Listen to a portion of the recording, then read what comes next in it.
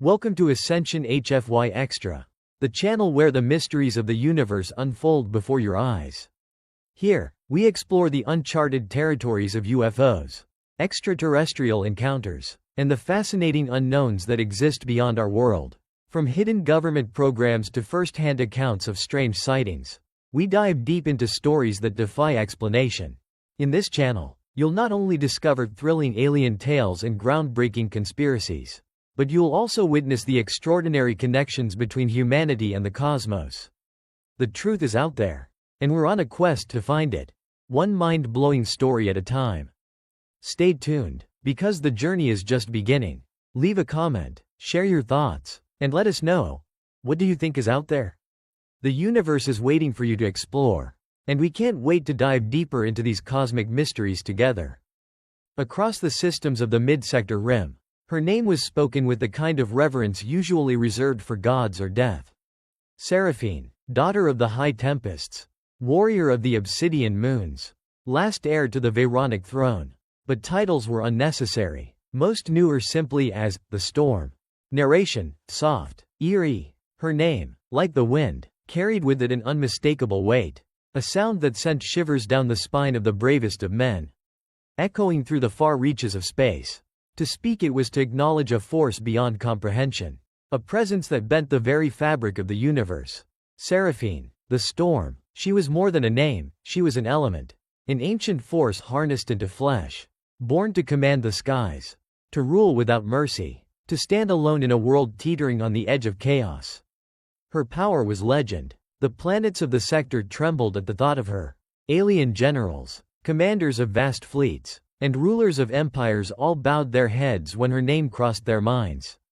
What little they knew of her came from whispers, fragments of half-told stories, the smoke of long-burned fires, and the scattered remnants of those who had dared challenge her. For Seraphine did not rule with kindness or negotiation.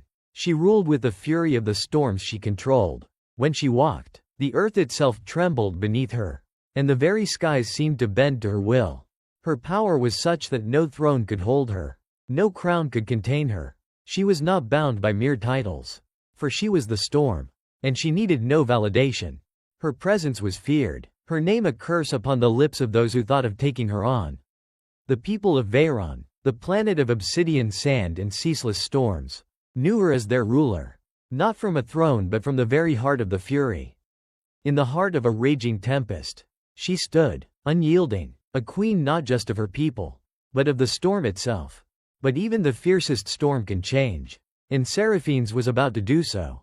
The storm roared outside the citadel as Seraphine stood before a silent court. Her gaze was cold, calculated. Every suitor who had approached her seeking power was either broken or disappeared, never to return. She had no need for titles or alliances. Her name alone commanded respect. Yet beneath the layers of her reputation, Seraphine felt something. Tired. Narration, building tension. The citadel, made of black glass and jagged obsidian, seemed to pulse with an energy of its own, as if the very walls of the fortress were alive, breathing in the storm's rage and exhaling it back with every crack of lightning that split the sky. Outside, the winds howled, whipping against the towers and sending the sand into a frenzy. The storm was always present, always watching, but today, it felt different. Today, the storm was no longer a force she commanded, but something that was whispering to her, beckoning, calling. Inside the great hall, the court was silent, all eyes on the figure before them, the queen who had never known defeat. Seraphine stood unmoving, her eyes cold as she regarded the gathered nobles, their faces hidden behind ornate masks, their voices drowned out by the storm's roar. She had seen it all, the empty attempts at courtship, the empty promises of power, the desperate suits from those seeking to claim the throne of Veyron by her side. None had lasted, none had dared challenge her, until now. Her gaze swept across the room, settling on the men and women who had gathered in the citadel's shadow, their whispers falling silent under the weight of her presence. All of them feared her, as they had always feared her. She was the Storm, and they were nothing but fragile vessels, drifting on the winds of their own ambitions. But there was something different today. A restlessness in her that even the storm outside couldn't drown. Beneath her impenetrable exterior, Seraphine felt the stirrings of something old, something she couldn't name. She was tired. Tired of the endless games. The empty alliances. The lies that wrapped around her like chains. The constant weight of being a ruler. A queen. She had ruled for so long. But at what cost? The storm had always been her ally. Her strength. But now, in this moment, it felt like it was turning against her. It had been years since anyone had dared challenge her. And Seraphine had grown used to her solitary reign. She had built walls around herself, taller than the obsidian towers that shielded her citadel. Yet now, she could feel a crack forming in her armor. The winds outside howled louder as if answering her thoughts. Something was coming, something different. The storm had been building to this moment. Its whispers now sharper, more insistent. A small drop pod falls from the sky, crashing into the black dunes beyond the citadel. Seraphine, drawn by the shift in the winds, goes to investigate. Narration, mysterious. The ground trembled beneath her feet as the winds howled in frenzy. It had come from the sky, something not of her world. Not of her storm. A flash of light, streaking across the darkened sky like a comet, trailing smoke and fire as it hurtled toward the earth below. Seraphine's heart pulsed, not with fear, but with curiosity. The winds had been calm, predictable, until now. Something had changed in the air. Something was calling to her. The pod was small, barely a fraction of the size of the ships she was accustomed to dealing with. Not a warship, not a diplomatic vessel. No, this was something entirely different. Something fragile, something unexpected. It fell from the heavens like a star fallen to earth. Its impact splitting the ground, sending plumes of black sand into the air. But what was truly strange was the signal emanating from the wreckage. Human, a Terran. No one had seen a Terran in Veyron space for decades. The humans, those primitive, chaotic creatures who once roamed the stars and then vanished into myth. A species no longer welcome in her sector. Cast aside as insignificant, lost to the winds of time. Yet the signal that reached her, so strange, so persistent, could not be ignored. Seraphine stood, her long black hair swirling in the violent winds. As she gazed out toward the crash site, her heart beat faster, an ancient pull stirring within her, urging her to go. She felt it deep within her bones, an unfamiliar sensation, a tug on the very core of her being. No one else moved. The court remained silent in the distance, the storm outside growing more frantic by the second, as if warning her, urging her to stay within the safety of her citadel. But Seraphine could feel the winds turning, the air heavy with something she hadn't felt in years. This was no ordinary intrusion. Without a word, she turned, stepping away from the court, her regal form disappearing into the swirling blackness outside. The storm parted before her, as though yielding to her presence. And as she moved toward the wreckage, something within her, something ancient, something primal, shivered. The human, Lieutenant Carter Hull, crawls from the wreckage, bleeding, bruised, but not broken. He looks up to see Seraphine approaching through the storm, like a goddess from ancient tales. Her eyes glow with elemental power, her presence overwhelming, yet Carter does not flinch. Narration, soft, mysterious. The air was thick with the scent of ozone and dust. The very atmosphere pulsating with the energy of a storm that seemed to obey her every command. Seraphine emerged from the swirling blackness like a figure summoned from the depths of an ancient myth. Her silhouette framed by the jagged flashes of lightning that tore through the sky. Her hair, silver black and wild as the tempest itself, rippled behind her, a battle banner woven from the storm's own fabric. Every step she took seemed to stir the very ground beneath her. The sand crackling with static as if it feared to touch her. Her eyes, luminous with an elemental glow, were not the eyes of a mere ruler, but of a force of nature incarnate, imposing, beautiful, and unfathomable. Seraphine, softly, observing, "You're human." Carter, calm, intrigued, brushing the blood from his brow. "Last time I checked." Her words were measured, as if each syllable carried the weight of centuries. Yet Carter, in his weariness, found himself unable to be daunted. His gaze never wavered from hers. Steady, unwavering, though his body ached from the crash. His mind remained sharp, unyielding. The storm raged around him. But in his eyes, there was no fear, no trembling at the might of the being before him. To her surprise, Carter met her gaze not with dread, but with curiosity, as if encountering a force of nature was just another part of his day's work. Seraphine took a step closer. The crackling energy from her being sending tremors through the ground. She could feel his resolve, his strange lack of fear. Her heart, so long hardened by years of isolation, felt a strange ripple in its depths. No one had ever looked at her this way. Most men had knelt before her, afraid of her power, of the storms she commanded. But Carter Hole, this Terran, only tilted his head, his expression calm and oddly respectful. His words were dry, but not disrespectful, and that unsettled her in a way she could not explain. Carter, half smiling. You the welcoming committee? Seraphine's lips parted slightly, as if to speak, but no words came. She stood, still as the storm that howled in the distance. Yet inside, something stirred. Her thoughts were a tempest, a whirlwind of questions. Why is he not afraid? Why does he look at me like this? She had expected him to quiver under her gaze, perhaps beg for mercy or forgiveness. But instead, she saw only intrigue. Her eyes lingered on him, studying him as the wind howled around them. He was a soldier, yes, but he did not carry himself as one who was afraid to die. He is not like the others. Not like the men who come seeking power, or those who think me a monster. He is something different. Seraphine opened her mouth to speak again, but then, without a word, turned and began to walk away, her steps sure and silent despite the roaring winds.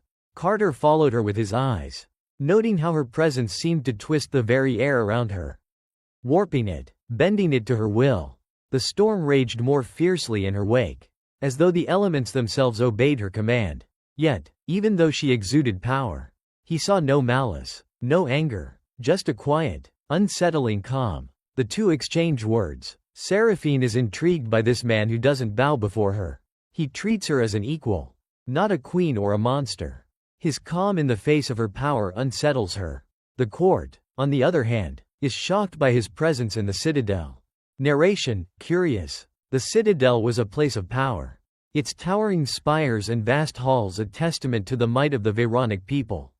But now, within its walls, an unexpected tension brewed. Seraphine, the storm, stood at its heart, and yet she felt something stirring inside her that she had not felt in years, a curiosity.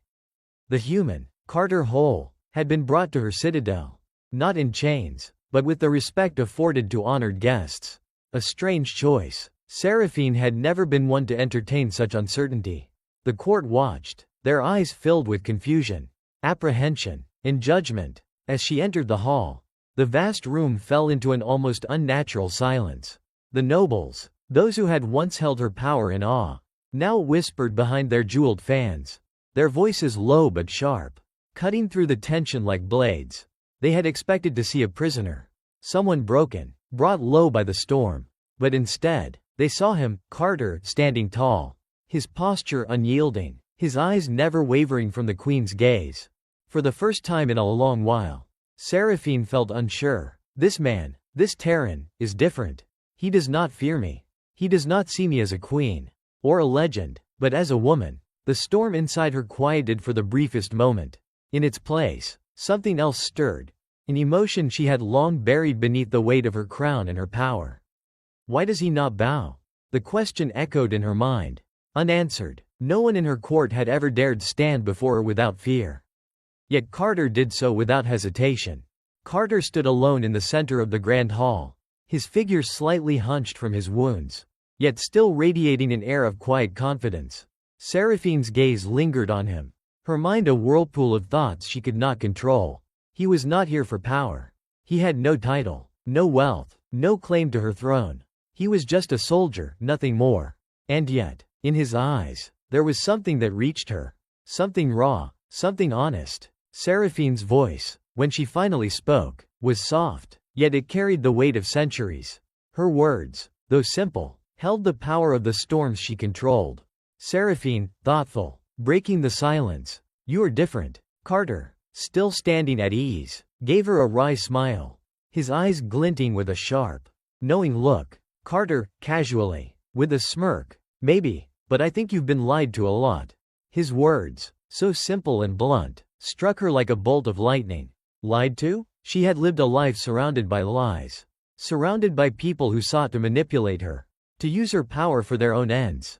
Yet here, before her, stood a man who saw through it all. He was not impressed by her strength, her legend, or her titles. He saw her, not as a queen, but as someone who had been bound by her own storms for too long. In a lavish hall, Carter sits beside Seraphine. The nobles gossip in hushed tones. Seraphine questions Carter about Terran culture, war, and his life. Carter answers plainly, not seeking to impress. He treats her like a soldier, not a queen. Carter, casually, with a smirk, I don't need dinner. Appreciate it, though. Seraphine, thoughtful, intrigued. You're different. Carter, grinning, maybe, but I think you've been lied to a lot. Narration, soft, pensive. The banquet hall was unlike anything Carter had ever seen before. The air was thick with the scent of exotic foods, glowing liquids that seemed to shimmer with an energy of their own. The walls were adorned with strange symbols, flickering lights that resembled captured bolts of lightning, their hum resonating through the air like a constant pulse. Yet despite the grandeur of the setting, Carter felt no awe. He did not marvel at the opulence. He did not bow to the rituals of her court. Seraphine studied him closely, intrigued by his disinterest in the extravagance around him. Most men would have been overwhelmed by the sheer presence of her court, by the grandeur of the citadel. Yet Carter remained composed, unfazed. The court, on the other hand, whispered behind their fans, their jeweled eyes fixed upon Carter. They could not fathom how this human could sit beside their queen as an equal. They had been taught to fear her, to revere her, and yet here was a man who neither feared nor revered her. The silence was thick, almost suffocating, as the nobles exchanged glances, their eyes flicking nervously between Carter and their queen. Seraphine leaned in closer, breaking the stillness of the room with a simple question. She did not ask him about his life as a soldier, nor did she inquire about his homeland. Instead, she asked something far more fundamental, something that went beyond the surface. Seraphine, curiously, with a hint of softness in her voice, tell me, how do you see me? Carter, without hesitation, meeting her gaze. As you are, a queen, yes, but not just a queen. A soldier, a warrior, a person. Her heart, once cold and guarded, skipped a beat. In all her years of ruling, no one had ever seen her like that before. Seraphine, intrigued by his honesty, invites him to train with her. She wields her blade with deadly grace, while Carter watches. When she offers him a practice blade, they spar. It's intense, but Carter is quick and willing to lose, to learn. Narration, reflective, hushed. The training grounds of the citadel were silent except for the crackling of static in the air. The ground beneath their feet was smooth, slick with the shimmer of charged particles, as though the very earth itself shared in the energy that hummed through Seraphine's form. Her presence was more than just physical, it was as though the storm itself wrapped around her. As if she were a force of nature that could not be contained by simple actions. Seraphine stood poised, her blade gleaming in the dim light, its edge catching the sparks that danced in the air around her. The weapon was not ceremonial, nor was it an ornament. It was forged for battle, shaped by the intense energy of the Veronic storms. With every movement, the blade seemed to hum with life, alive with the raw power of the tempest. She moved with the fluidity of wind, striking with the precision of lightning, every swing a testament to years of battle and survival. Carter stood at the edge of the arena, his body stiff from the crash but his gaze unbroken, sharp as ever. His eyes followed every movement of Seraphine with a silent understanding, absorbing the rhythm, the flow of the battle. He was not intimidated by the deadly grace with which she moved. Instead, he marveled at it, and, in that moment, something shifted within him. It wasn't fear or awe, it was something simpler, something purer, a recognition. She is not just a queen, not just a force, she is a warrior, one I can learn from. When Seraphine finally offered him a practice blade, it was not a challenge, but an invitation. There was no malice in the gesture, no arrogance. It was a simple acknowledgement that, in this moment, they were equals. For the first time in his life, Carter didn't hesitate. He took the blade in hand, adjusting the weight of it, feeling the unfamiliar balance of the weapon. The battle began. Narration, intense, building. Their movements were a blur, an elegant chaos. Seraphine's strikes came faster, sharper than anything Carter had encountered. Her speed was inhuman, her precision impeccable. Each time her blade came down, Carter barely managed to parry, his own strikes wide and awkward. Yet, despite the overwhelming power Seraphine wielded, Carter's resolve never faltered. He wasn't fighting to win. He was fighting to learn. He moved with instinct, not grace, his body instinctively responding to the blade in his hand. He lost his footing, stumbled, and yet, he pushed forward, his heart beating in time with the rhythm of the fight. Seraphine could feel it, the steadiness of his resolve, the quiet determination in the way he fought. He did not fear her, nor did he try to dominate her. He simply responded. For the first time, Seraphine found herself not fighting to conquer, but to understand. Each clash of steel was a conversation, an exchange of energy, of understanding. It wasn't about winning, it was about connection. Carter, smiling through the sweat, breathing heavily. Not bad, for a queen. Seraphine, though surprised by his resilience, couldn't help but smile, just slightly. She stepped back, lowering her blade, and gave him a nod of approval. She had underestimated him, and in that moment, she realized it wasn't his skill that had impressed her.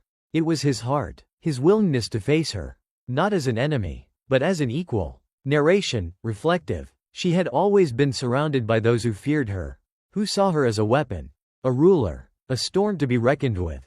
But here, now, in the quiet aftermath of their sparring, she saw Carter for what he truly was, a man who stood beside her. Not in awe, but with a quiet respect that went beyond the battle, beyond the storm. The whispers of the court grow. Seraphine's bond with Carter is seen as a threat to her power. The nobles plot, but Seraphine stands firm. She continues to bring Carter to meetings, to the War Council, where his insights are valued. Narration, tension rising, subtle. The citadel was alive with murmurs. The nobles, once content in their power and position, now found themselves at odds with a new presence in the queen's life. They had seen it with their own eyes. Carter, the Terran, standing at her side, not as a prisoner, but as an ally, as her equal. And for them, it was a disruption, a fracture in the carefully constructed world of Varanian politics. Seraphine, who had always ruled alone, whose decisions were law, was now showing an openness, a vulnerability that unsettled the court. They whispered behind closed doors, their eyes following her every move, their voices low but sharp, like daggers in the dark.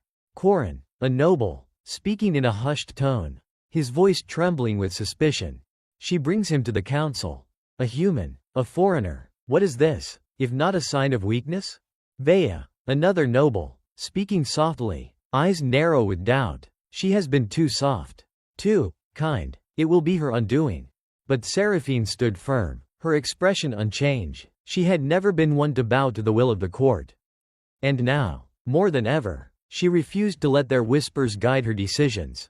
Carter's presence at the council was not a mistake. It was a necessity. Narration, slow, intense. In the War Council, where generals and advisors gathered to plan the future of Veyron, Seraphine found herself leaning on Carter's counsel more and more. His insights, though born from a different world, were sharp, tactical. He saw things others missed. And his blunt honesty was a breath of fresh air in a room filled with yes-men and sycophants. The generals, at first hesitant, soon began to listen. Carter's military experience, though from another world, was undeniable. His advice saved lives, his strategies turning the tide in skirmishes that would have otherwise been lost. Yet, still, the whispers persisted. The court would never fully accept him. To them, he was an outsider, a threat to the order they had built. But Seraphine saw beyond their judgment. She saw in Carter not just a soldier, but a mirror of herself, someone who had fought against the odds, who had never bowed to fear or to tradition. She needed him by her side, now more than ever. Narration, quiet but resolute. They called him an anomaly, a disruption, a danger to the order they had carefully constructed around her isolation. But Seraphine did not care. She had been alone for so long. And Carter was the first person who had ever stood beside her without wanting to change her, without wanting to break her. He was the one constant she had come to trust. Seraphine's rule is tested when a rebellion strikes the citadel. A faction, emboldened by the rumors of her weakened heart, attacks. Seraphine and Carter fight side by side. But the invaders have brought weapons that dampen her power. Carter fights with raw, unpolished fury, giving Seraphine the time she needs to summon the storm. Narration, dramatic, tense. The ground beneath the citadel shook with the pounding of heavy boots and the roar of battle cries that echoed across the obsidian walls. The black dunes beyond the fortress had been set ablaze by the flash of weapons, their fury feeding into the storm overhead. Seraphine stood on the battlements.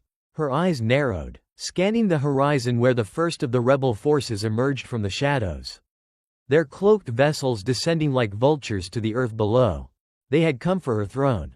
They had come for the queen who had once stood alone, their whispers growing louder with every passing day. The rumors of her heart softened by Carter, of her growing attachment, had emboldened them to strike. But they were wrong. The storm was not to be tamed so easily. The wind screamed in fury, the air thick with the charge of static, as if the very atmosphere had turned against them. But Seraphine could feel it in her chest, a surge of power, ancient and untamed, building within her. And yet, there was something different now. The weapons of the invaders were strange, their frequencies unlike anything she had encountered before. A dampening energy, designed to block her control of the storm. The rage that had always been her ally now felt distant, hindered by their assault. Her eyes snapped to Carter, standing beside her, his body poised with readiness. He was no soldier of royalty, no trained warrior of the stars, but his heart burned with the same fire as hers. He would not back down. Carter, grim, eyes locked on the enemy. We need to buy you time. I can hold them off. Seraphine looked at him, her gaze softening, but her resolve firm. He would fight for her, not because of her title, but because they had become something more than that, something forged through the storms they had both survived. Carter, gritting his teeth, hands clenched into fists. I'll keep them off you. Do what you need to do. Narration, building in intensity.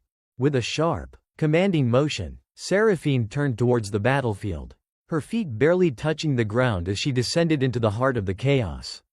The invaders' lines were breaking. The sounds of combat filled the air, the clash of metal against metal, the cries of the fallen.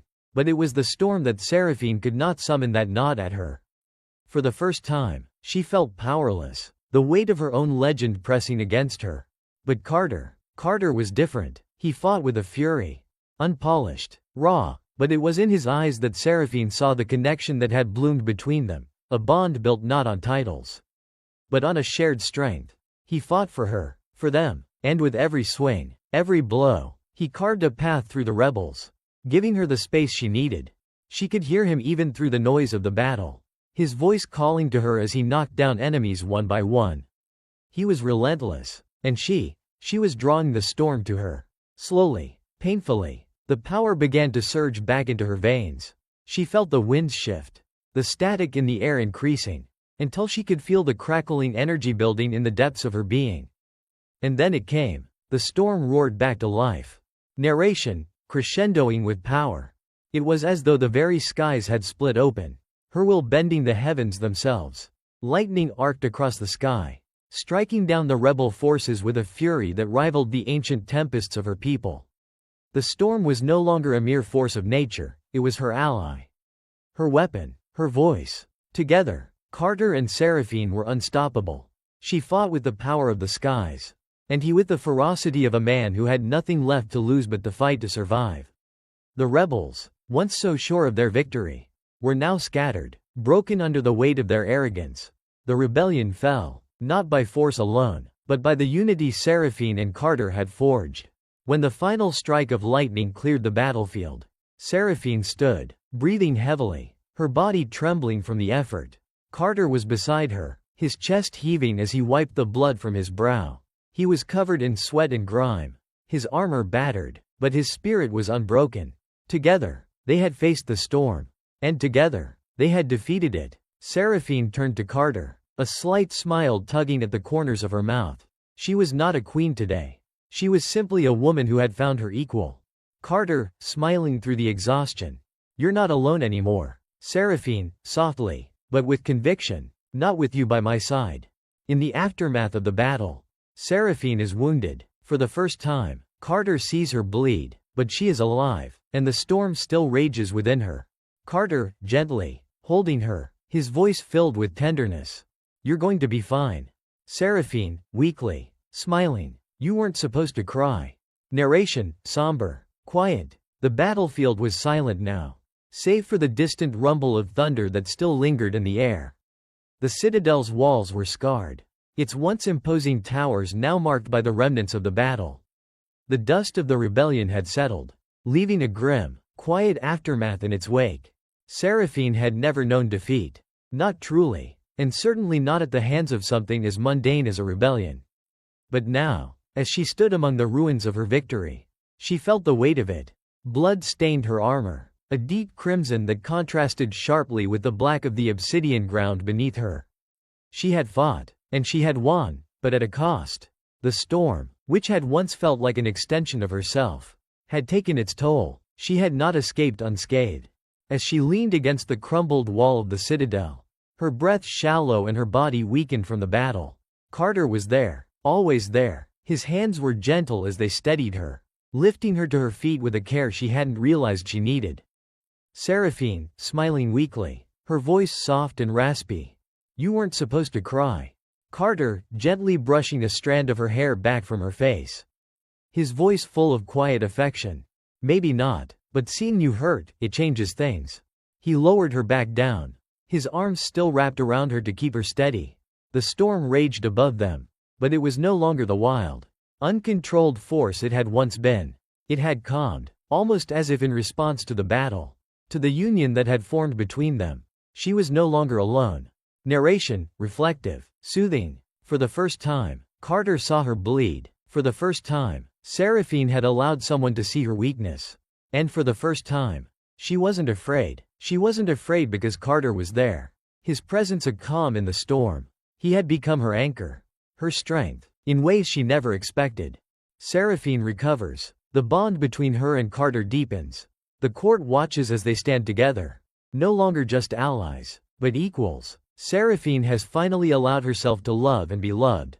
Narration, soothing, deepening in tone. The weeks that followed were quieter than the battle that had raged through the citadel's halls. Seraphine, though wounded, recovered in time. Her body healed, but it was her heart that had changed. She no longer stood as the untouchable queen of Veyron. She stood as a woman, with scars, with history, with love, and Carter stood beside her, never far, his presence a constant reminder of what she had gained. The court watched them closely, their eyes filled with suspicion and awe. As Seraphine and Carter walked the halls together, their bond unspoken but clear. They were no longer simply allies. They were partners, equals, forged by the very storms that had once defined her. Narration, gentle, with a sense of resolution. Seraphine had ruled with an iron fist, her heart hardened by years of war and solitude. But Carter had shown her something she had never believed in. Love was not a weakness. It was a strength. It was the storm's heart, the eye that calmed the rage. And in Carter, Seraphine had found not just a partner in battle, but a man who had loved her for who she was, not what she could command. As they stood together, side by side, the court saw it, what they had never seen before. Seraphine, no longer alone, no longer feared, but loved, and with Carter by her side, she had become something more than a queen. She had become a woman whose heart could still beat, not just in fury, but in love. The final battle arrives. An alliance of enemies returns, seeking to destroy Seraphine once and for all. This time, Seraphine fights not for her throne, but for Carter, for their future. She stands tall, her storm coiled around her like a crown. Narration, epic, intense. The skies above Veyron had darkened in preparation, not for a mere storm, but for a war, an assault of unimaginable proportions. The invaders, an alliance forged in secrecy, came in waves, their fleets blotting out the stars like an eclipse, a shadow creeping toward the citadel. These were the enemies Seraphine had once defeated, the factions that had whispered of her downfall. But now, united under a common banner, they returned, not to conquer, but to destroy. They had learned of her bond with Carter, and they believed that to break her heart was to break her rule. The first of their warships descended through the thinning clouds like a colossal beast, its hull gleaming with cold, metallic death. The ground trembled beneath the weight of their assault, and the citadel's towering spires seemed to quiver as the very earth beneath them was shaken by the impact. But Seraphine did not flinch. Her heart, once so guarded, had been set aflame by the love she had found in Carter. She had fought for Veyron, for the storm, for the throne, but now, as the war drums beat louder, she fought for something more, for him. For the future they could share. For the chance to live without fear. Narration builds to a crescendo. The air was thick with tension. The winds howling as though the storm itself recognized the gravity of what was to come. Seraphine stood at the edge of the citadel, her eyes fixed on the enemy that approached.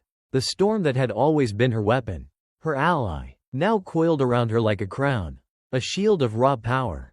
Thrumming with anticipation, Carter stood beside her, not behind her, never behind her. His hand gripped the hilt of his blade, his body tense with the readiness of a man who had seen too many battles to be intimidated now. His gaze was steady, unwavering, a reflection of the strength they shared. Carter, softly, looking over at her, "We're not alone in this. Seraphine, not anymore." For the first time, Seraphine did not stand alone. And she felt it, the presence of Carter beside her, not as a supporter or a mere ally, but as her equal. This was what gave her the courage to stand tall, to face the storm head-on. They were not just fighting for survival, not just fighting for her throne, they were fighting for their future together. The battle began with the roar of weapons and the clash of forces. Seraphine's storm raged as she summoned the full might of the tempest. The winds tearing through the enemy lines, lightning striking like the hand of a vengeful god. But the invaders had come prepared, their weapons designed to counter her power. A dampening field pulsed over the battlefield, muting the storm, weakening her control. Yet Seraphine did not falter. She had Carter by her side, and together, they were unstoppable. Carter moved with the same raw intensity that had defined him from the moment they had met. His blows were brutal, his body a blur of movement as he fought his way through the invaders. He was not the perfect soldier, but he was relentless. Each strike, each movement, was a testament to his will to protect what they had found together. Narration, sweeping and powerful. The war raged around them, but it was not just the fury of the battle that carried them.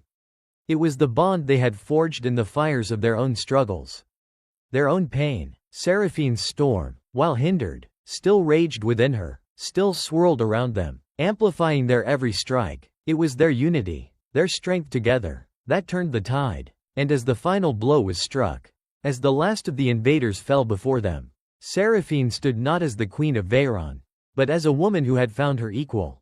She was no longer a figurehead, no longer a weapon to be feared. She was Seraphine, the storm, yes, but more than that. She was alive, and she was not alone. After the battle, Seraphine and Carter stand together on the balcony once again. Seraphine, scarred but sovereign, addresses the people of Veyron. Seraphine, with quiet authority. "This is not my shadow. This is my equal." Narration, final, reflective. The battle was over. The citadel, though battered and scarred, stood tall against the horizon. The storm that had once raged above them now settled into a peaceful calm, the clouds parting to reveal the first glimpses of the moonlit sky. Seraphine stood at the edge of the balcony, her form silhouetted against the breaking dawn, the wind whipping through her hair. She was scarred, yes, her armor was marred by the violence of the battle, and her body bore the marks of the struggle. But she was sovereign, more so than she had ever been. Beside her stood Carter, his presence steady, unyielding. He, too, bore the scars of the battle, his face bruised, his clothes torn, but he stood with the same strength that had carried them through the war. As they faced the people of Veyron, who had gathered below, Seraphine spoke with quiet authority. Her voice, though soft, carried the weight of everything she had endured, everything she had overcome. Seraphine, with a commanding yet gentle tone. "This is not my shadow. This is my equal." The words hung in the air, carrying a finality to them. For so long, Seraphine had stood alone, seen only as the ruler of Veyron, the queen of the storm. But now, for the first time, she allowed herself to be seen as something more. She was not just the queen. She was a woman, with love in her heart, with a future in her grasp. Narration, soothing, closing, and the people, for the first time, did not bow from fear. They bowed from love. Seraphine had ruled with the strength of the storm, but it was in her heart that she had found the true power. The storm had been tamed, not by force, but by the strength of a woman who had learned to let someone in, to let herself be vulnerable. As Carter stood beside her, the people of Veyron saw not a ruler, but a partnership, a union forged in fire, in battle, and in love. The storm, though still fierce within Seraphine, had found its peace, and in that peace, she had found herself. The camera fades out on Seraphine and Carter, standing side by side as the storm clears and the light breaks through the clouds. They walk forward, not as rulers or warriors, but as two equals, facing the future together. Narration, final words, serene and hopeful. The storm cleared, and the sun broke through the clouds, casting its light upon the world below.